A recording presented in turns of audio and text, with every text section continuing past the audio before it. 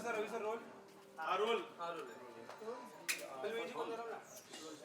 First of all good to see you sir hello मैं आपसे इन दिनों देखा जाए ओटीटी फिल्म टेलीविजन काफ़ी कंपटीशन चालू है, अच्छे अच्छे चमकते सितारे भी सामने आ रहे हैं इस माध्यम से।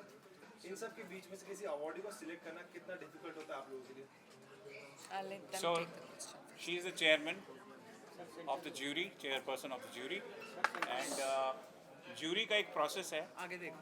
और उस process को उसके अंदर तीन different division होती हैं, तो वो अलग अलग कुछ OTT देखते हैं, कुछ टेलीविज़न देखते हैं, कुछ नॉन फिक्शन देखते हैं। उनके सबके नंबर्स सब अपने अपने देते हैं and then it is tabulated by company who makes the final score. So it's a very transparent method and we have generally 10 to 12. The chairperson of the jury comes into the picture. जब कोई dispute होता है, जब आपको लगता है कि कुछ लोगों को लगता है ये अच्छा है, कुछ लोगों को लगता है कि ये वाला अच्छा है, then the chairperson comes and his or her opinion becomes final in this. So basically chairperson is to overlook anything which is not going right or which has a problem. Ravi ji मैं आपसे कल ही आपको एक ब्रेवरी के लिए award मिला है, जी। तो मैं आपसे कहूँगा as an artist as an actor आप किस तरीके की खूबियाँ देखती हैं किसी को अवार्ड जब उसे मिलता है, तो क्या वो डिजर्विंग कैंडिडेट होना चाहिए, उसके लिए क्या खूबियाँ उसके अंदर होनी चाहिए एज एन एक्टर? बिल्कुल, आई थिंक एक जजमेंट जो होती है बहुत ही अनबायस्ड होनी चाहिए, फेयर होनी चाहिए एंड एक ट्रांसपेरेंट प्रोसेस होना चाहिए ताकि कोई कभी भी उंगलियां न उठें।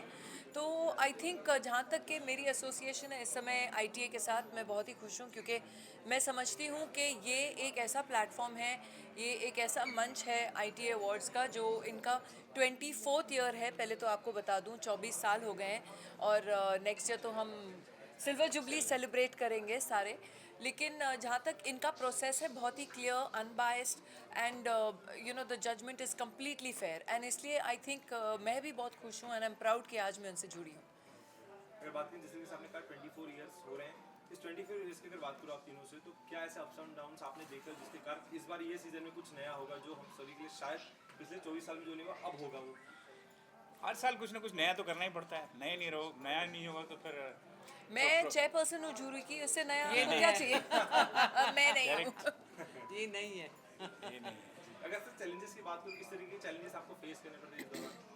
देखिए 24 साल का सफ़र है, बहुत बड़ा सफ़र है और अवार्ड एक ऐसा एरिया होता है जहाँ पे डिफरेंस ऑफ ओपिनियन, लोगों की अपनी ओपिनियंस गुड एंड बैड दोनों आती हैं, लेकिन ये सफ़र को तय करने के लिए आपको बहुत मजबूती से खड़ा रहना पड़ता है। अदरवाइज़ अवार्ड्स जो हैं अगर ट्रांसपेरेंट ना हों और अगर उनके अंदर एक क्लैरिटी ना हो तो चलते नहीं हैं, लोग सूंघ लेते हैं उसको। बट और एक आपने चीज़, हाँ सॉरी, एक चीज़ very clear in ITA, if you all noticed that every year for every award all the nominees are present to cheer their contemporaries. Yeah, that is a मजाल good है thing. कि Yeah. एक बंदा आए when the best actor is, आपकी camera जाएगा 4-5 actors पे and the winner is. So that is how the ITA has been, because this industry supports each other in a big way. अगर बात So there are a lot of contents that are being consumed on OTT. तो ऐसे में एक selection process कितना difficult होता है और चुनना कितना मुश्किल होता है? देखिए अच्छा बुरा हर तरह का कंटेंट आता है, उसके लिए आपको बताया कि 3 डिफरेंट ज्यूरी हैं, एक OTT के लिए है, एक टेलीविज़न के लिए है, एक news and you no non fiction के लिए, नॉन फिक्शन और टेक्निकल के लिए है। तो वो सब अब उसके अंदर 3-3, 4-4 लोग होते हैं, तो उनका एक हमारा प्रोसेस है नंबरिंग का, वी फॉलो दैट। अच्छा, अनदर थिंग आप जैसे पूछ रहे हैं, वी डोंट नॉमिनेट, नॉमिनेशंस आती है from the production houses, from the channel, from the platform, वो ही शो दिखाए जाते हैं। I may find anybody the best but I am no one to decide. So the process of going through all this, आपको सामने से आते हैं वो नॉमिनेट, जैसे अभी 1800 से ऊपर नॉमिनेशंस आई हैं from different serials and platforms and shows, वो ही जूरी देख रही है। So that is how the process is. Raveena जी मैं आपसे जानूँ, जिस तरीके से मैं अवार्ड की बात करता, आपको जिस पल के बारे में बताना चाहिए, कल लुकिंग करती जी के हाथ से आपको एक ब्रेवरी अवार्ड मिले, बहुत बड़ा अवार्ड में सम्मानित किया गया आपको, उस पल के बारे में, उस मूवमेंट के बारे में कुछ शेयर करना चाहिए, क्या बताना चाहेंगे? उस पर ज़्यादा बात करने की ज़रूरत नहीं है, लेकिन हाँ बहुत ही खुश हूँ और एक बहुत गर्व महसूस हुआ कि नितिन जी के हाथ से एक आर्टिस्ट हम आर्टिस्टों को अब हमारे काम के लिए टैलेंट के लिए अवार्ड्स मिलते ही हैं, लेकिन ब्रेवरी के लिए मिलना वो एक अलग बात है।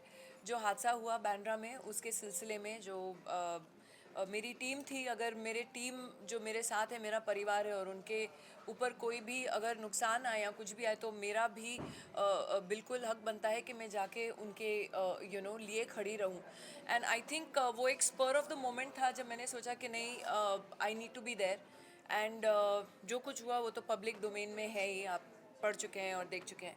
बट बहुत धन्यवाद करना चाहती हूँ और मैं पब्लिक से भी यही कहना चाहती हूँ कि कभी भी आप कुछ देखें होते हुए ज़रूर अपनी सुरक्षा को दिमाग में भी रखते हुए लेकिन ज़रूर आवाज़ उठाएं, ज़रूर नहीं तो आजकल क्या हो गया है कि हाँ वहाँ एक्सीडेंट हो रहा है, इंसान पड़ा हुआ है और कोई हाथ नहीं लगाता है मदद के लिए।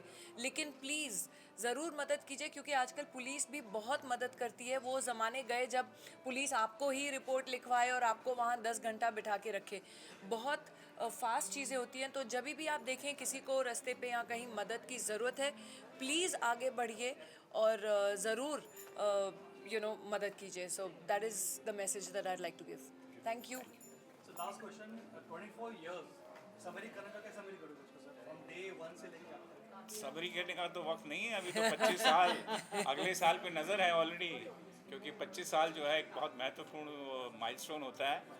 और मैं चाहूँगा कि उस 25वां साल जो है न सिर्फ टेलीविज़न के इतिहास में बल्कि पूरे फिल्म टेलीविज़न के जगत के अंदर एक बहुत अनोखी शाम हो, ऐसी कोशिश है मेरी।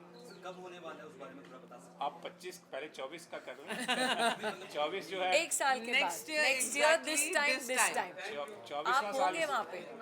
Thank you. Thank you.